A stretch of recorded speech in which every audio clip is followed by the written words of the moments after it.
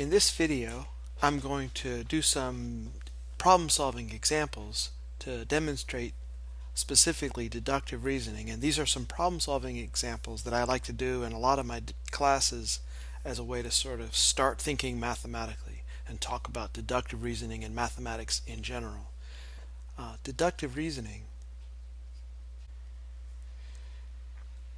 is making specific conclusions from general principles.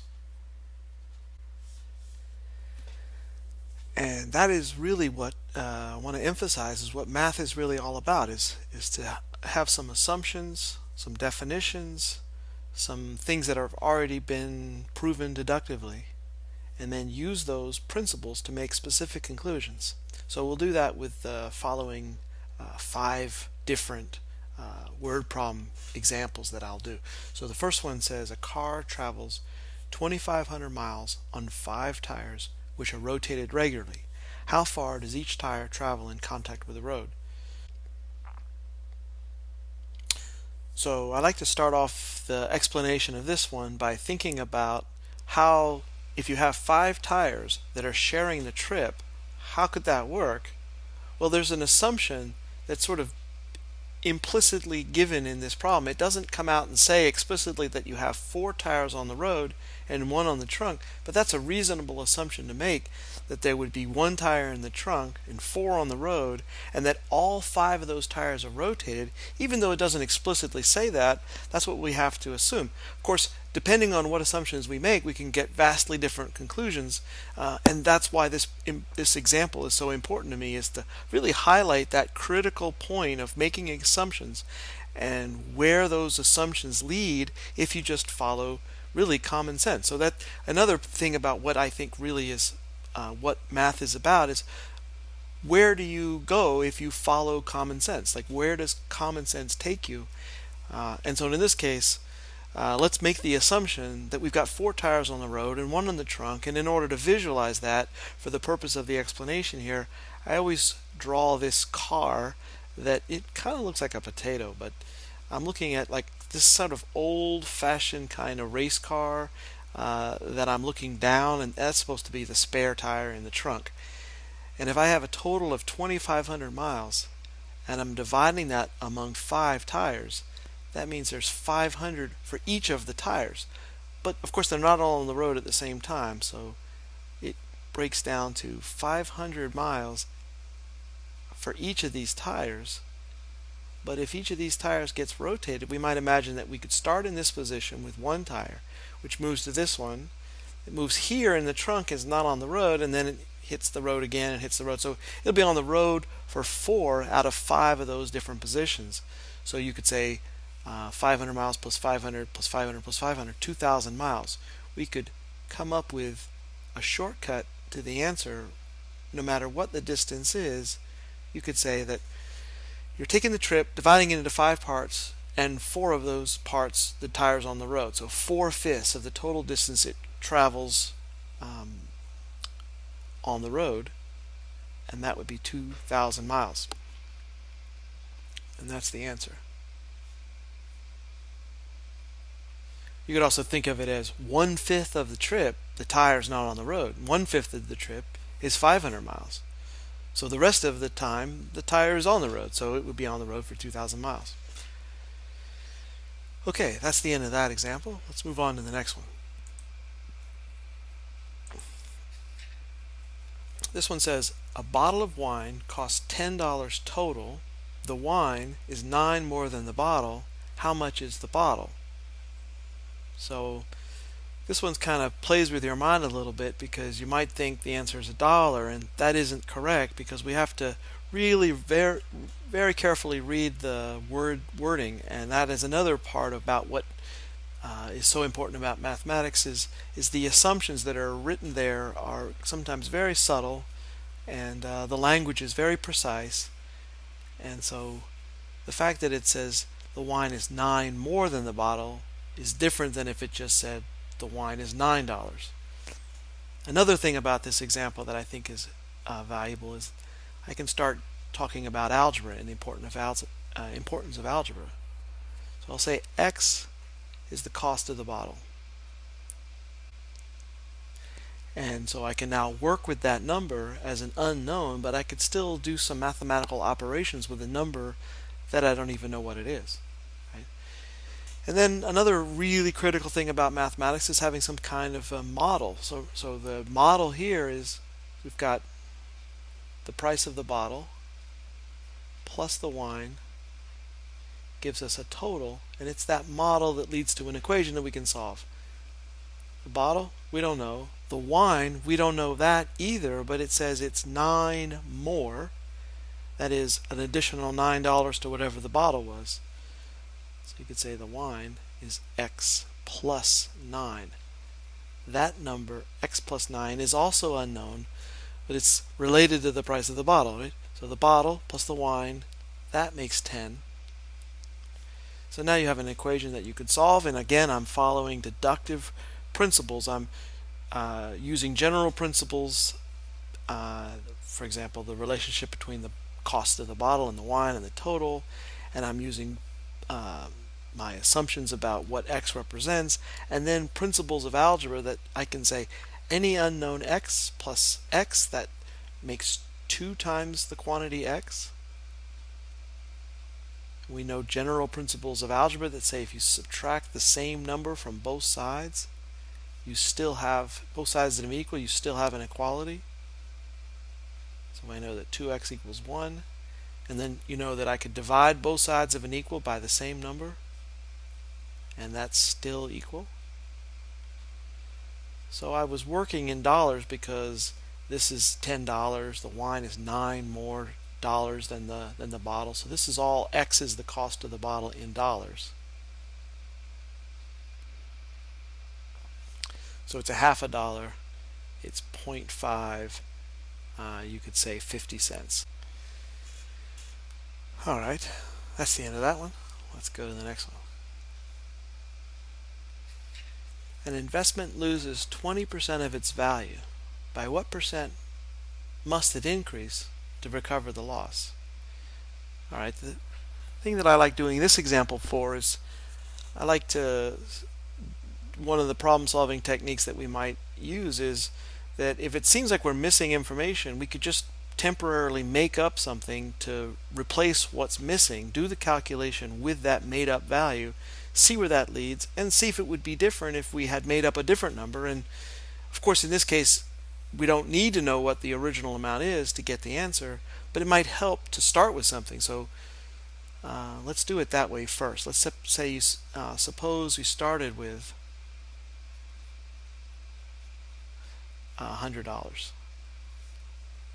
So if I lost 20%, and I'm starting with $100 because that's an easy number to work with when you're dealing with percentages, right? So I lost $20. So I now have $80, and I want that $20 back, and the percent that it has to increase is some part that it has to increase divided by some total. I like to think about percentages as being some part divided by some total that we can write it as a decimal and then convert to a percent. And in this case, you could think of it as a quantity that has to be the change divided by the original amount.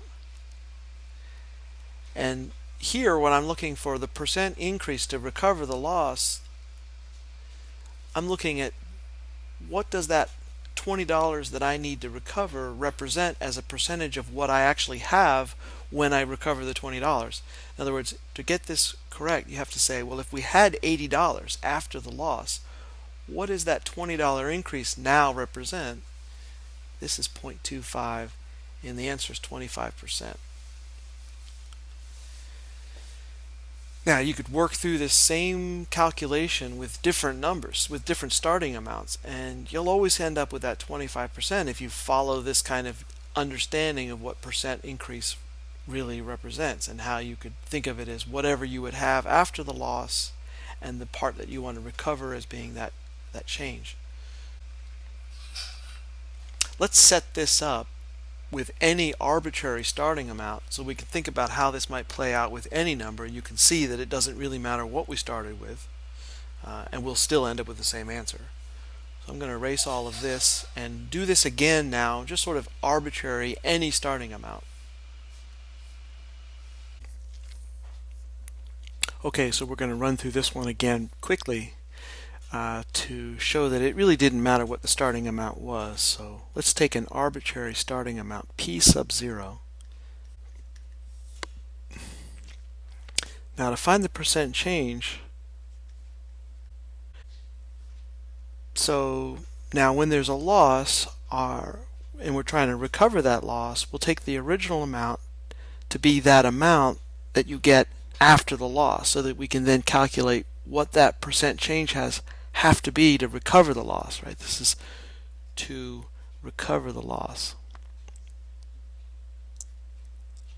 So we are assuming that the loss already occurred, right? So my original amount is 80% of my starting amount because I lost 20%. And what I need to get back is 20% of the original amount. And so what the change in the quantity has to be 20% of the starting amount when I have 80% of the starting amount. So I'd set it up that way, and this is a way that's more abstract because it would be true for regardless of what the starting amount is. But of course you can see clearly that whatever the starting amount is, it would cancel out. And so we get 0.20 divided by 0.8025. So I get that same answer, 25%. Really completely independent of whatever the starting amount was. Okay, so that's the end of that one. Let's move on now to the next example, number 4. This one says a TV's on sale for $560 after a 30% discount. What was the original price? And I like doing this example again because I get to sort of emphasize the importance of algebra and what algebra really is.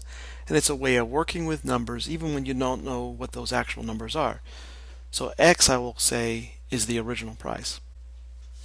And then I can go back to the idea that I'm going to take some way of modeling what I know is happening in this situation, modeling it mathematically, and then from that model I build an equation which I can then work with. Of course, in this case, just solve the equation. What I'm talking about is the general principle that says the original price minus the discount is the final price. And it's a general principle that the original price minus the discount is the final price, and that's what I'm talking about in mathematics, is that I start with general principles and come up with specific conclusions. That's deductive reasoning, and it's sort of like following where common sense takes you if you think about it, right? So original price, we don't know what that is. I'll call that x minus the discount. I don't know what that is either, but I know it's 30% of the original price. So I can express 30% of the original price by multiplying 0.30 times x. To get 30% of something, you multiply by 0.30 times that quantity. And so even if I don't know what that quantity is, if it's x, I can multiply 0.30 times x to find the discount, 30% of x. And the final price, it says, is $560. So this is now an equation that I can solve for x. And I use principles of algebra to say if, for example, if I had 1x minus 0.30x, you could think about the coefficient here in decimal is 1.00x. If you think 1.00 minus 0.30, these two terms are like terms and they combine. 1 minus 0.30 is 0.70. 0.70x equals 560. I can divide both sides by 0.70. 560 divided by 0.70, and what do we get? 560 divided by 0.70 is 800. So that's the answer. By the way, this one we could check. It's pretty easy to check this one, so let's do that. Let's check it by taking the original price, 800, minus the discount, which is 30% of 800, and see if we don't get 560. So 800 minus 30% of 800 would be 240, and 800 minus 240 is 560.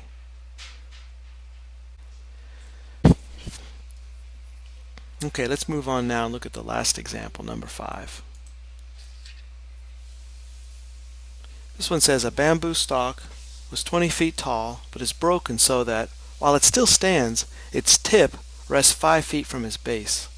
How high is the break? First thing in this is that it's difficult to visualize what's going on.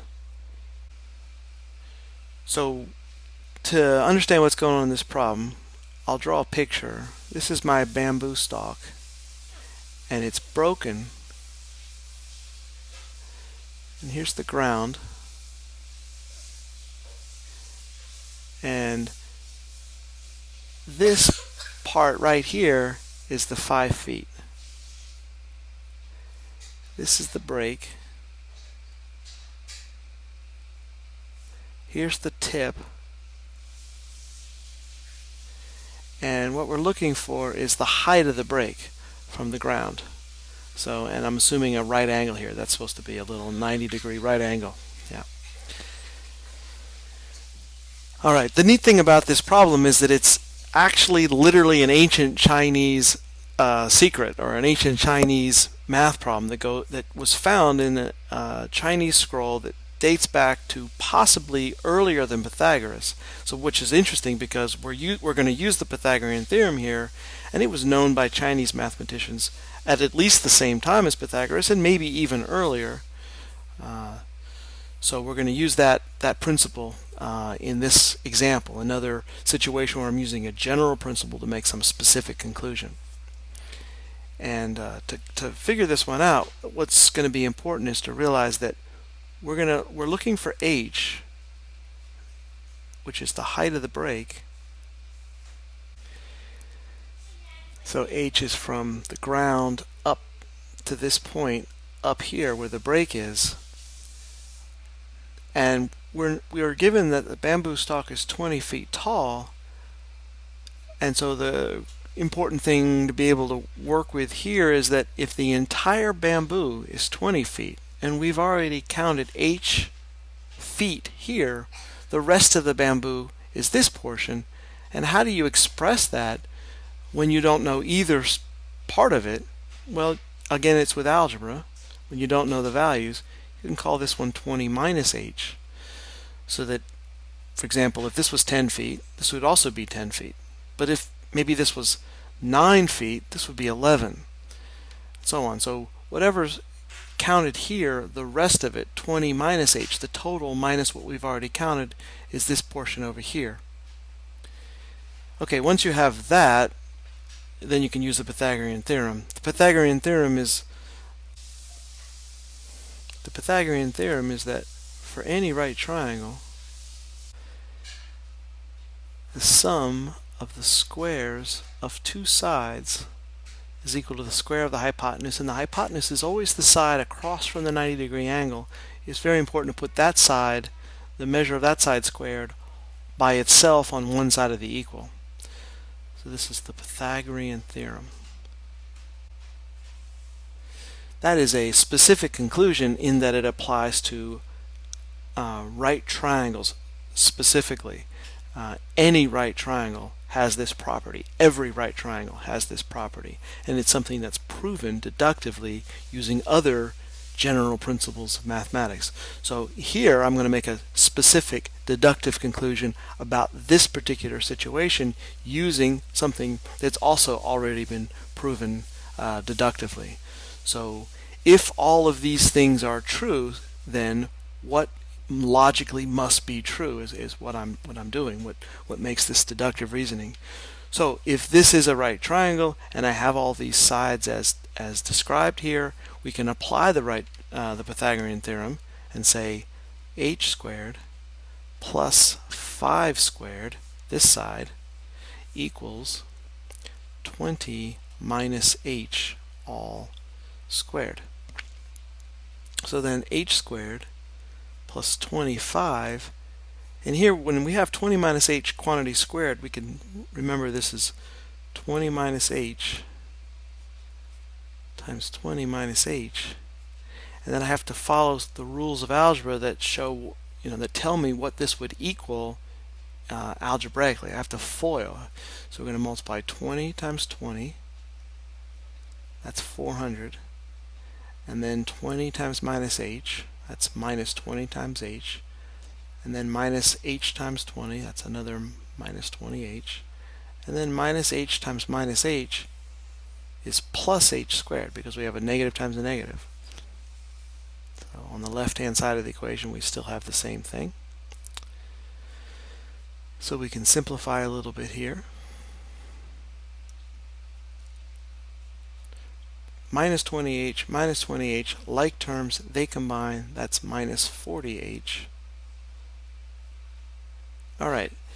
This is a quadratic equation at this point, but we don't have to continue with factoring or quadratic formula or anything like that. It's actually much easier because we have exactly the same quadratic term on both sides of this equal. So even though I don't know what h squared is, the fact that it's a number, and it's on both sides, means I can just subtract that unknown number from each side of the equal, and whatever that number is, it cancels out. So the equation simplifies significantly. And what's left now is to just solve this linear equation for h. Solving a linear equation, what I want to do is isolate the h on one side. So looking at these two terms, the best thing to do is get rid of this term first to isolate the term with h. So we'll minus 400 from both sides. And if I minus the same thing from both sides of an equation, from something that's equal, I get something that's still equal. This will be negative 375 equals negative 40 times h. And if I have negative 375 equal to negative 40h, and I want to isolate that h, if I divide both sides by negative 40, then what's happening over here is negative 40 divided by negative 40 makes 1. So we have 1 times h, and we don't have to write the 1 because we know 1 times h is h. And 375 divided by negative 4, or negative 375 divided by negative 40, of course we know that the negatives will cancel, and we get 9.375. So that's it. That's my answer.